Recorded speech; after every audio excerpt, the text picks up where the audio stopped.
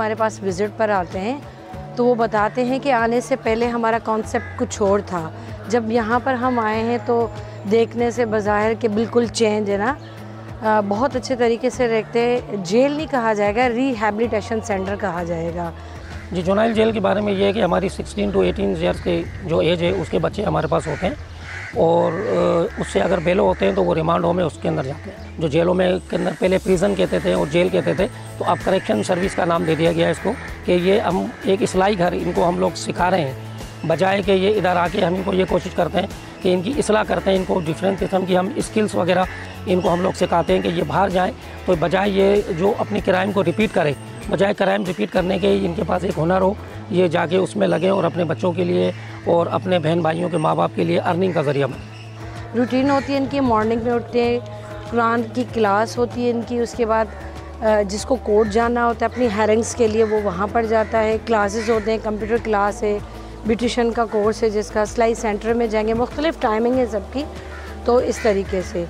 वहाँ पर सिर्फ लेडीज़ और जुनाइल के अंदर जो है इनको बेड की सहूलत है, इनको पीसीओ की सहूलत है और इसके अलावा जो इनको डिफरेंट किस्म की स्किल्स हैं वो सारी होती हैं, क्योंकि बेड्स और पीसीओ की सहूलत और किसी अडल्ट जेल में नहीं है। भी ये पायलट प्रोजेक्ट ये सिर्फ इधर से स्टार्ट है, आगे भी इंशाल्लाह रनिंग करेगा दूसरी जेलों में। जी ऐसी बहुत सारी, अब देखो गलत है या क्या, उन पे फैसले पे डिपेंड करता है जजेस पे। अब जजेस ने जो फैसला दिया है जजेस ने उस पे, हाँ ये अपना केस रीओपन करवा सकते हैं, क्योंकि इनको जो अरेस्ट करते हैं वो डिस्ट्रिक्ट पुलिस का काम होता है, हम एज ए कस्टोडियन होते हैं, क्योंकि ये टीन एज होते हैं। तो टीन एज ऐसे एज होती है कि उसके अंदर इंसान को कुछ पता नहीं होता, तो इनके साथ एक ना एक अडल्ट जो है वो इन्वॉल्व होता है, जो इनको जो इस तरफ लेके आता है। जब ये पकड़े जाते हैं तो उसकी कस्टडी अडल्ट की बड़ी जेल में हो जाती है, सेंट्रल जेल कराची या मलीर में, और इनको यहाँ कस्टडी कर दिया जाता है, जो इनके माइंड को डाइवर्ट करते हैं।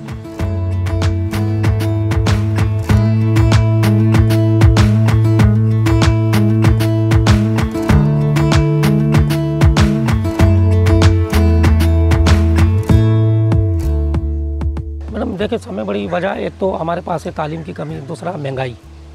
अब जैसे ये बच्चा है, इसके पास अगर कोई ऐसी फैसिलिटीज़ नहीं थी और इसके पास इतने पैसे नहीं थे, तो इसी वजह से ये मजबूर हुआ कि मैं ये क्राइम्स करूं। अगर इसके पास ये रोज़गार होता, कुछ होता, तो ये करता। तो इसी वजह से हमने इस करेक्शनल फैसिलिटी के अंदर इनको सारी चीज़ें हम देते हैं। इनको कंप्यूटर का कोर्स कराते हैं, इनको स्टिचिंग कराते हैं, इनको कारपेंट्री है, इनको फाइन आर्ट्स का, ताकि ये बाहर जाके ये अपने और मज़ीद भी हम जो है वो मुख्तलिफ NGOs के साथ हम लोग कॉन्टैक्ट में हैं कि मज़ीद हम इस स्किल्स को बढ़ाएं। जैसे कि हमने अभी जो टीवी रिपेयरिंग का काम है, फ्रिज रिपेयरिंग का काम भी हमने, हमारी बात चल रही है। हमारी म्यूज़िकल क्लास अभी स्टार्ट एक होने वाली है कि बच्चों को थोड़ा एंटरटेन हो, तो अभी इंशाल्लाह ताला वो भी हमारी रनिंग हो जाएगी। वो बहुत कम होता है कि जो रिपीट होकर वापस आते हैं हमारे पास, इंशाल्लाह ताला जो जाते हैं